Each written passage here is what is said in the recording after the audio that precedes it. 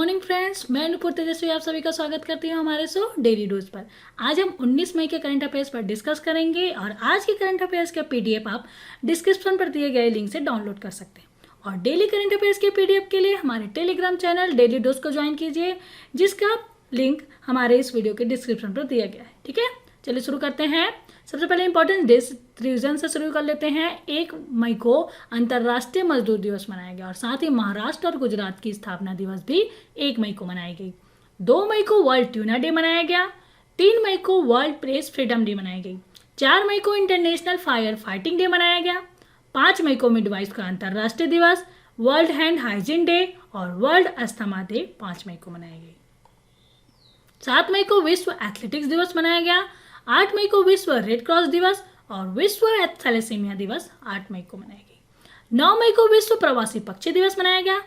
10 मई को विश्व मातृ दिवस मनाया गया और 11 मई को राष्ट्रीय प्रौद्योगिकी दिवस मनाई गई। 12 मई को अंतर्राष्ट्रीय नर्स दिवस और 15 मई को अंतर्राष्ट्रीय परिवार दिवस मनाया गया।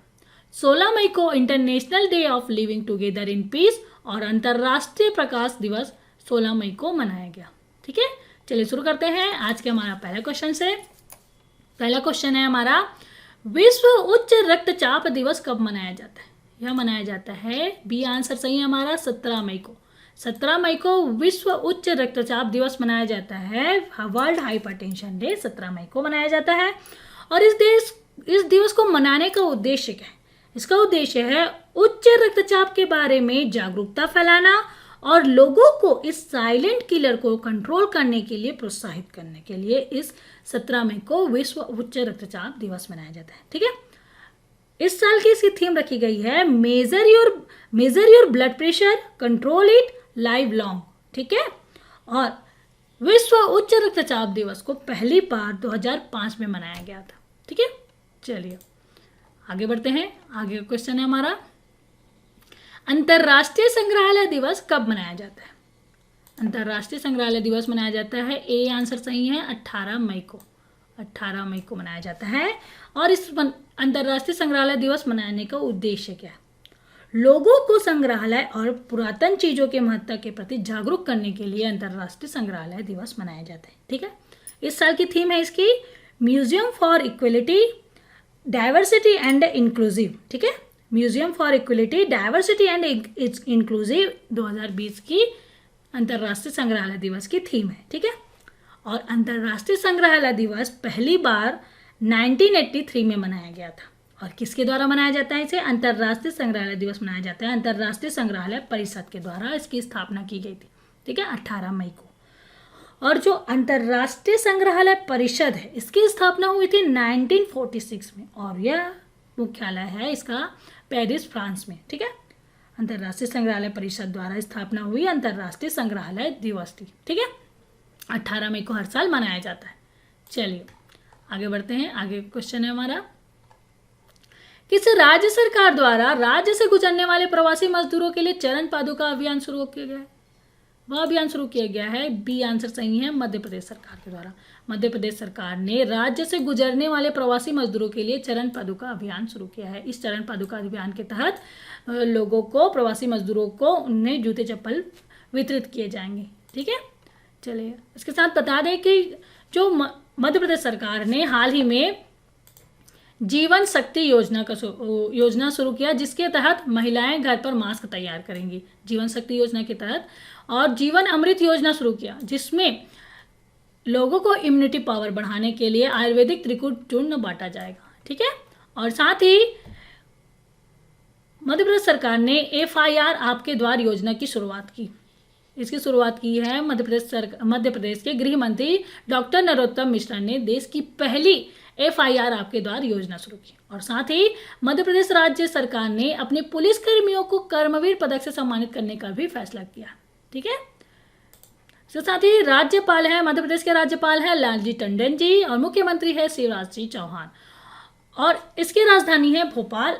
और मध्य प्रदेश की स्थापना हुई है 1 नवंबर 1956 को। ठीक, और वहाँ के चीफ जस्टिस हैं जस्टिस AK मित्तल जी। कुछ इंपॉर्टेंट डिटेल्स हैं जिसे आप हमारे PDF से कलेक्ट कर सकते हैं। ठीक है, चलिए आगे बढ़ते हैं। आगे का क्वेश्चन है, हाल ही में इजराइल के बेंजामिन नेतन्याहू ने प्रधानमंत्री की पद की शपथ ली, वे किस पार्टी से संबंधित है? सी आंसर सही है, लिकुड पार्टी से संबंधित, लिकुड पार्टी से संबंधित है। इजराइल के बेंजामिन नेतन्याहू के प्रधानमंत्री ने 5वीं बार यह शपथ ग्रहण किया, 5वीं बार वहाँ के प्रधानमंत्री बनने हैं बेंजामिन नेतन्याहू, जो लिकुड पार्टी से हैं, ठीक है। और जो इजराइल की कैपिटल है यरूशलेम, और इनकी करेंसी है इजरायली शेकेल, ठीक है। चलिए आगे बढ़ते हैं, ये है प्रधानमंत्री बेंजामिन नेतन्याहू, ठीक है। चलिए, चर्चा में रहे चक्रवात अम्फान का नामकरण किस देश के द्वारा किया गया है? चक्रवात तूफान है, चक्रवाती तूफान अम्फान का नामकरण किया गया है थाईलैंड के द्वारा, ठीक है। हाल ही में यह चक्रवात अम्फान का नामकरण किया गया है थाईलैंड के द्वारा। और ये जो चक्रवात अम्फान है, अम्फान तूफान साल 2004 में तैयार की गई लिस्ट, तूफान की लिस्ट है का आखिरी नाम है, ठीक है। उस लिस्ट में 2004 में 64 तूफानों के नाम की लिस्ट बनाई गई थी, जिसमें से आखिरी नाम है अम्फान। इसे प्रस्तावित किया गया है थाईलैंड के द्वारा, ठीक है। और जो चक्रवाती तूफान अम्फान बंगाल की खाड़ी के ऊपर से भीषण चक्रवाती तूफान में तब्दील हो गया है, और जिससे उड़ीसा और पश्चिम बंगाल के कई तटीय जिलों में तेज रफ्तार हवा के साथ भारी बारिश होने की संभावना है, ठीक है। कहाँ से निकला है ये तूफान? बंगाल की खाड़ी से, ठीक है। इस तूफान का नाम है अम्फान, जिसे 2004 में जो लिस्ट बनाई गई थी वहाँ उसका आखिरी नाम है अम्फान। और अम्फान का तूफान का नाम प्रस्तावित किया थाईलैंड ने, ठीक है। और दुनिया भर में तूफानों के नाम 5 कमेटी फाइनल करती है, ठीक है।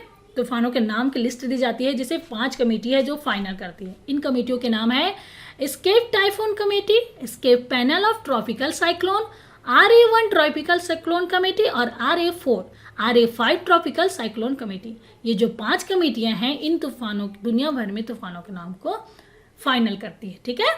और सबसे पहले विश्व मौसम विज्ञान संगठन ने चक्रवातों के नाम पर रखने की शुरुआत की थी, और भारत में यह 2004 से शुरू हुआ है, ठीक है। चलिए आगे बढ़ते हैं। सरकार द्वारा सीमावर्ती क्षेत्रों में अवसंरचना निर्माण द्वारा सामाजिक आर्थिक गतिविधियों को बढ़ाने हेतु किस समिति की सिफारिशों को मंजूरी दी गई है? वह समिति है, सी आंसर सही है, DB सकटकर समिति, ठीक है। चलिए आगे बढ़ते हैं, आगे का क्वेश्चन है हमारा, national restaurant association of India ने अपना खुद का तकनीकी प्लेटफॉर्म तैयार करने के लिए किस फिनटेक स्टार्टअप के साथ समझौता किया है? वह है, डी आंसर सही है, डॉट पे के साथ, डॉट पे फिनटेक स्टार्टअप के साथ समझौता किया है। किसने? National restaurant association of India ने अपने टेक्नोलॉजी प्लेटफॉर्म को तैयार करने के लिए फिनटेक स्टार्टअप कंपनी डॉट पे के साथ समझौता किया है, ठीक। और बता दें कि NRAI के अध्यक्ष हैं रियाज अमलानी, और NRAI का मुख्यालय है दिल्ली में, ठीक है। और डॉट पे का मुख्यालय है गुड़गांव, हरियाणा में, ठीक। जो NRAI है, national restaurant association of India, ठीक है, अध्यक्ष है रियाज अमलानी जी। चलिए आगे बढ़ते हैं। हाल ही में अखिल कुमार को राष्ट्रीय डोपिंग रोधी एजेंसी के अनुशासन पैनल में फिर से शामिल किया गया है। वे किस खेल से संबंधित है? वे, सी आंसर सही है, मुक्केबाजी खेल से संबंधित है अखिल कुमार जी, जिन्हें फिर से राष्ट्रीय डोपिंग रोधी एजेंसी नाडा में अनुशासन पैनल में फिर से शामिल किया गया है। वे 2017 से 2019 तक इस पैनल में थे, जिन्हें फिर से अब नाडा के अनुशासन पैनल में शामिल कर लिया गया है अखिल कुमार जी को, जो भारतीय मुक्केबाज हैं, ठीक है। और ये हैं अखिल कुमार जी, जो नाडा पैनल के अनुशासन पैनल में शामिल किया गया है, ठीक है। और साथ ही इन्हें 2005 में अर्जुन पुरस्कार से सम्मानित किया गया है। क्यों? क्योंकि उनके ना राष्ट्रमंडल खेलों में स्वर्ण पदक इन्होंने हासिल किया था। और साथ ही बता दें कि ये भारतीय मुक्केबाज अखिल कुमार को 2017 और 2019 के बीच मुक्केबाजी के लिए राष्ट्रीय पर्यवेक्षक भी है, ठीक है। और जो नाडा है, राष्ट्रीय डोपिंग रोधी एजेंसी, भारत में अपने सभी रूपों के खेल में डोपिंग कंट्रोल कार्यक्रम को बढ़ावा देने और कंट्रोल करने के लिए एक राष्ट्रीय संगठन है, ठीक है। नाडा डोपिंग कंट्रोल को कार्यक्रम को बढ़ावा देने और उन्हें कंट्रोल करने के लिए राष्ट्रीय संगठन है इंडिया का। और नाडा के मुख्यालय है नई दिल्ली, डायरेक्टर जनरल है नवीन अग्रवाल जी, और इनका मोटो है स्पोर्ट्स फेयर, ठीक है। चलिए आगे बढ़ते हैं। अंतर्राष्ट्रीय साइक्लिंग यूनियन द्वारा French cyclist Remy Di Gregorio का प्रतिबंध ब्लड बूस्टिंग हार्मोन ईपीओ का सेवन करने के लिए कितने साल का प्रतिबंध लगाया गया है? इसका आंसर है डी आंसर सही है, 4 साल का प्रतिबंध लगा दिया गया है। किसके द्वारा? अंतर्राष्ट्रीय साइक्लिंग यूनियन के द्वारा French cyclist Remy Di Gregorio पर 4 साल का प्रतिबंध लगा दिया गया है। यह 2018 से शुरू हो उनके यह प्रतिबंध 2018 से काउंटिंग होगा, जो 2022 तक रहेगा। ठीक है, 4 साल के लिए यह प्रतिबंध रहेगा। ठीक, ये है रेमी डी ग्रेगोरियो, जिनको यूनियन साइक्लिंग इंटरनेशनल द्वारा प्रतिबंध लगा दिया गया है 4 साल के लिए। और साथ ही बता दें कि जो अंतर्राष्ट्रीय साइक्लिंग यूनियन का मुख्यालय है ईगल, स्विट्जरलैंड, और अध्यक्ष है डेविड लैम्पोर्टेंट। ठीक है, और आज का हमारा लास्ट क्वेश्चन है, हाल ही में देवेश रॉय का निधन हो गया, वे किस क्षेत्र से संबंधित थे? देवेश रॉय जी एक साहित्यकार थे। ठीक है, बंगाली साहित्यकार देवेश रॉय जी का हाल ही में 17 साल की उम्र में निधन हो गया, और इन्हें उनके उपन्यास टिस्टा प्रेरर बिस्टोंटो के लिए साहित्य अकादमी पुरस्कार से सम्मानित किया गया था। ठीक है, ये हैं बंगाली लेखक देवेश रॉय जी, इनका हाल ही में निधन हो गया। ठीक है, तो दोस्तों ये तो था 19 मई के करंट अफेयर्स, जिसके बारे में हमने डिस्कस किए। चलिए आप 18 मई के करंट अफेयर्स को रिवीजन कर लेते हैं। विश्व दूरसंचार और सूचना समाज दिवस कब मनाया जाता है? 17 मई को विश्व दूरसंचार और सूचना दिवस मनाया जाता है।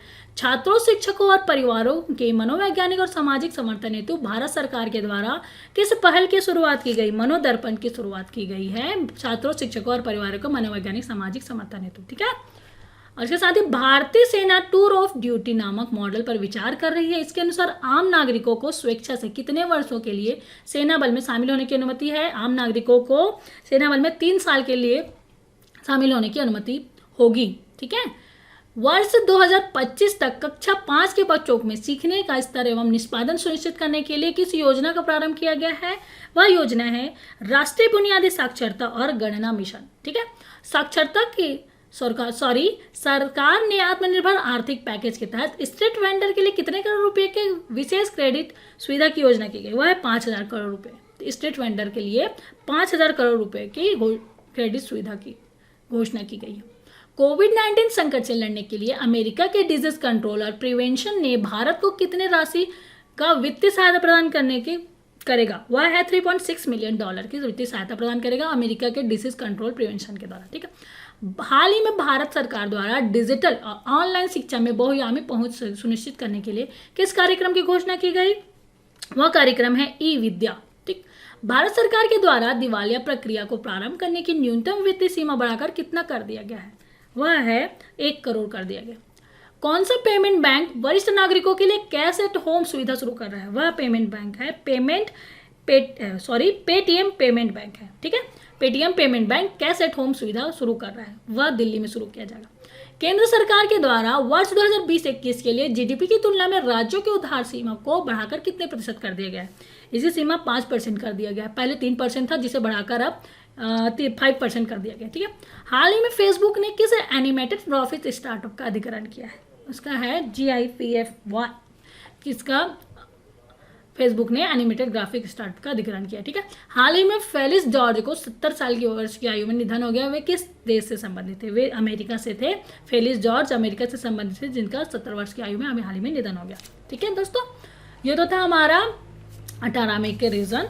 तो दोस्तों आज हमने 19 मई के करंट अफेयर्स पर डिस्कस किए। आज का वीडियो कैसा लगा प्लीज़ हमें कमेंट करके बताइए और लाइक ज़रूर कीजिए।